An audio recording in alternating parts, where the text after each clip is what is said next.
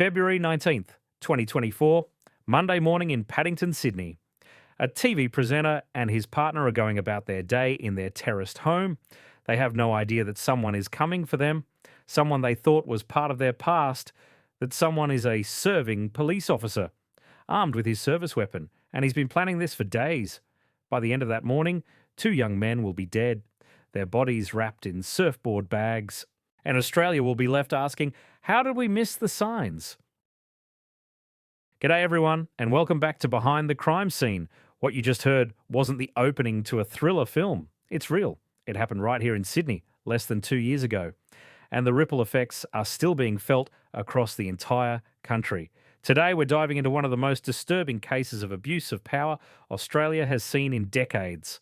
A case that involves obsession, celebrity culture, and a complete betrayal of the oath to serve and protect. This is the story of Jesse Baird, Luke Davies, and the police officer who couldn't let go. Imagine the scene. You've ended a relationship because it wasn't working out. You've moved on. You've met someone new. You think your ex has moved on too. But what if your ex is a police officer with access to a service weapon and an obsessive personality? What if the person who's supposed to protect the public sees you as property, as something they're entitled to? Before we go any further, if you're new here, hit that follow button. And whether you're watching from Melbourne, Perth, London, New York, or anywhere else in the world, drop a comment and let us know where you're tuning in from. I love seeing how far this community reaches. Now, stick with me on this one. This case has layers. It has warning signs that were ignored. It has a timeline that will make your blood run cold. And it has a level of premeditation that makes it all the more chilling. Jesse Baird was 26 years old. He worked as a presenter and reporter for Network 10's morning show Studio 10. If you watched Australian breakfast television, you probably saw Jesse. He was charismatic, talented, and by all accounts, had a bright future ahead of him. Friends described him as kind, warm, and genuinely lovely to be around. The kind of person who lights up a room. He lived in a share house in Paddington, one of Sydney's most charming eastern suburbs. And recently, Jesse had started a new relationship. He'd met someone who made him happy, someone who, by all accounts, he was building a future with. That someone was Luke Davies. Luke Davies was 29 years old and worked as a flight attendant. Friends described him as positive, upbeat, and full of life. The kind of person everyone wanted in their circle. Luke and Jesse were happy together. They were building something. They had plans. They had a future. But there was something Jesse's friends knew. Something that had been causing him anxiety for months. Something he'd confided to people close to him. Jesse felt like he was being watched, followed, stalked. And the person doing the stalking? His ex-boyfriend, a serving NSW Police officer named Beau Lamarre-Condon. Beau Lamarre-Condon was 29 years old at the time of these events. He joined the NSW Police force in 2019, making him a relatively junior officer. He held the rank of senior constable. But before he was a police officer, Beau had a very different life. He ran a celebrity blog, and I'm not talking about casual fan appreciation. This was obsessive. His now-deleted Instagram was filled with photos of him posing with A-list celebrities. Taylor Swift, Harry Styles, Selena Gomez, Katy Perry, Miley Cyrus, Lady Gaga, literally dozens of famous faces. He seemed to make it his mission to get close to celebrities, to insert himself into their orbit. Already we're seeing a pattern of obsessive behavior, of needing to be close to people he admired or desired, of not understanding boundaries. Beau and Jesse had dated briefly. The relationship didn't last long. And when Jesse decided to end things and move on, Beau didn't take it well. Friends later told police that the breakup was, quote, acrimonious. That's the word that kept coming up. Bitter, hostile, unpleasant, and more concerning? Jesse had told people he felt like Beau was stalking him, that he couldn't shake this feeling of being watched, of being followed. Think about that for a moment. Your ex is a trained police officer. He has a service weapon. He has access to resources and information most people don't. And you feel like he's stalking you. How do you even begin to protect yourself from that? February 17th, 2024. 2 days before the murders, Beau Lamarre-Condon walks into a surf shop in southern Sydney. He purchases a surfboard bag, just one. According to police, this purchase proves premeditation. Beau was planning to kill Jesse. He knew he'd need a way to transport the body, so he bought a surfboard bag. One bag. Because in his mind, there was only going to be one victim, one target. He didn't account for the possibility that Jesse might not be alone. Monday morning, Jesse and Luke were last seen in public that day, captured on CCTV near their Paddington home. According to police allegations, Beau arrived at Jesse's house that morning.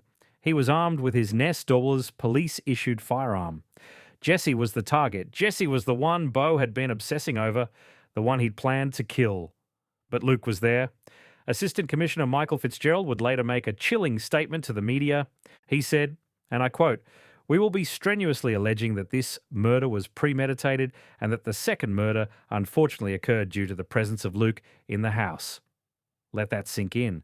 Luke Davies was murdered because he was in the wrong place at the wrong time, because he happened to be at his partner's house on a Monday morning, because he existed.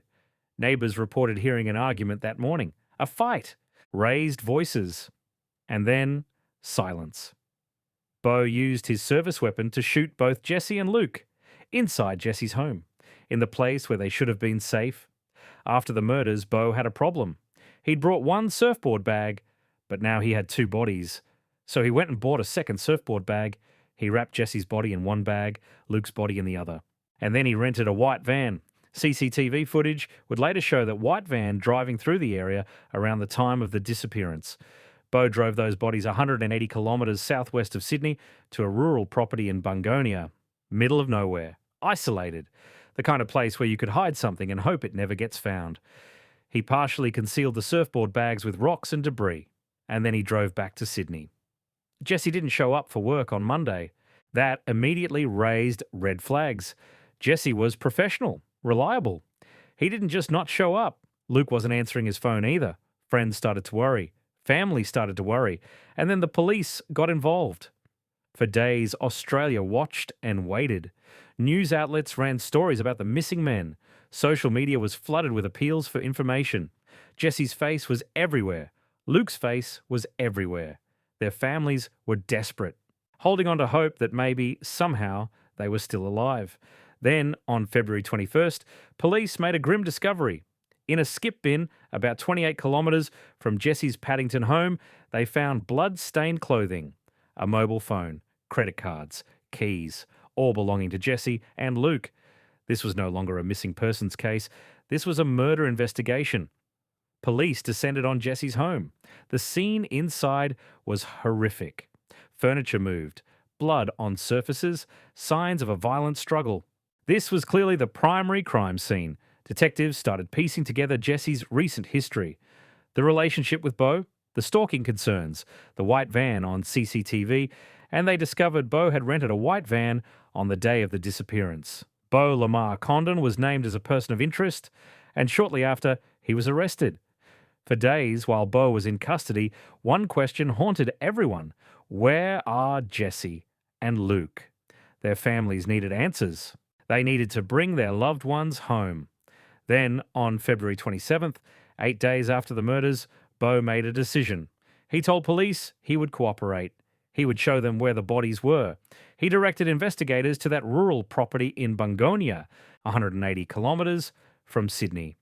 And there, partially hidden under rocks and debris, police found two surfboard bags. Inside were the bodies of Jesse Baird and Luke Davies. Detective Superintendent Danny Doherty told the media, two surfboard covers were located, along with debris and other items of interest. We will allege that he acted alone and is solely responsible for the murders of Luke and Jesse. We will allege he is solely responsible for disposing of their bodies at that location.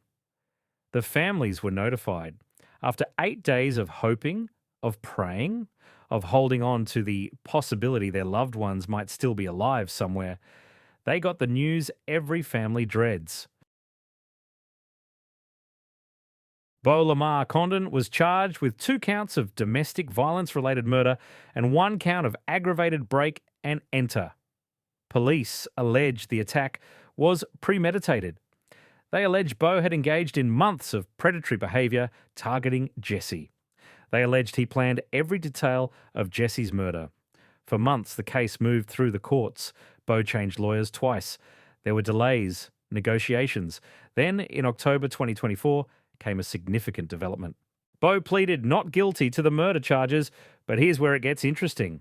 According to reports, Beau had offered to plead guilty to a lesser charge of manslaughter in relation to Jesse Baird only. Think about what that means. He's essentially trying to argue that Jesse's death wasn't premeditated murder, and that Luke's death was, what? An accident? Collateral damage? Prosecutors rejected that offer. Then came October 2025. Beau appeared via video link for his arraignment in the Supreme Court, and he made an unexpected outburst. He told the court he wanted several things noted on the transcript. He claimed he'd formally offered to plead guilty to manslaughter relating to Jesse Baird and Jesse Baird only. He said he was remorseful and entitled to an early plea discount. Then he said something that made headlines. I just want it noted that if the NSW Police or DPP request a closed court or suppression orders put in place, I am strongly opposed to this. He continued, I want the public to know the actual truth. And then he made allegations of serious misconduct and corruption by NSW's police investigators, claiming the DPP was partly complicit. He ended with, the truth will always prevail, and I will not be silenced.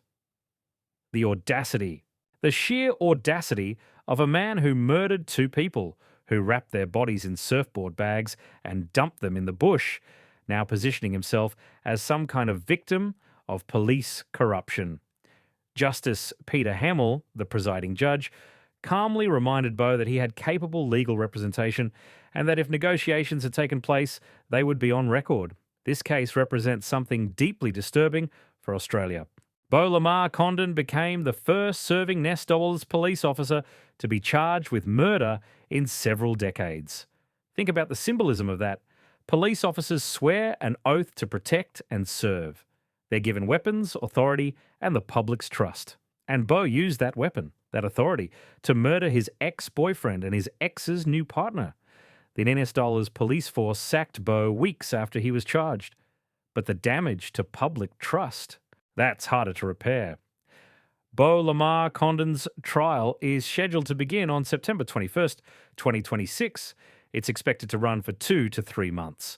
The prosecution has listed over 200 witnesses, though not all are expected to be called. Justice Natalie Adams is likely to preside. Beau continues to plead not guilty to all charges. But the evidence? It's overwhelming. The CCTV footage, the van rental, the surfboard bag purchases, the bodies found exactly where he said they'd be, the blood in Jesse's house, the forensics, and perhaps most damningly, his own history of obsessive behaviour and stalking. This case forces us to confront some uncomfortable truths. First, warning signs matter. Jesse told people he felt stalked. He told people he was concerned about Beau. But what could he do? How do you protect yourself from someone with a badge and a gun? Second, obsession escalates. Beau's pattern of obsessive behaviour with celebrities should have been a red flag when he applied to join the police force. That kind of inability to maintain healthy boundaries that need to insert yourself into other people's lives, it doesn't just disappear. Third, the most dangerous time in an abusive relationship is often when you try to leave, when you try to move on, when you dare to be happy with someone else. That's when the violence escalates. That's when the obsession turns deadly. And fourth, Luke Davies. We cannot forget Luke. He was an innocent man who died simply because he loved someone. He wasn't even the target of Beau's obsession. He was just there, living his life, being happy. His death reminds us that violence doesn't just affect the primary target. It destroys families, communities. It creates ripples of trauma that extend far beyond the immediate victims. And finally, the abuse of power. When someone in a position of authority, someone we're supposed to trust, uses that power to cause harm, it shakes society to its core. It makes us question who we can trust, who will protect us if the protectors themselves are dangerous. Jesse Baird and Luke Davies should still be here. Jesse should still be brightening up Australian television screens every morning. Luke should still be flying around the world living his best life. Instead, their lives were cut short by obsession, entitlement, and violence. By someone who couldn't accept that no means no, that relationships end, that other people aren't possessions. If you or someone you know is experiencing stalking, harassment, or violence from a current or former partner, please reach out for help. In Australia, you can call 1800 RESPECT. In the UK, call the National Domestic Abuse Helpline. In the US, contact the National Domestic Violence Hotline. These services are confidential and they're there to help. And if you're supporting someone going through this, don't underestimate the power of just being there. Sometimes knowing you're not alone makes all the difference. Before I go, I want to hear from you. What did you think of this case? Did you follow it when it was unfolding in the news? Drop your thoughts in the comments below. And don't forget to let me know where you're watching from. I genuinely love seeing this community spread across the globe. If this case affected you, if it made you think, if it made you more aware of the warning signs of obsessive behaviour, please share this video. Hit that like button, subscribe if you haven't already, and turn on notifications so you don't miss the next case. Thank you for watching Behind the Crime Scene. Take care of yourselves. Look out for each other. I'll see you in the next one.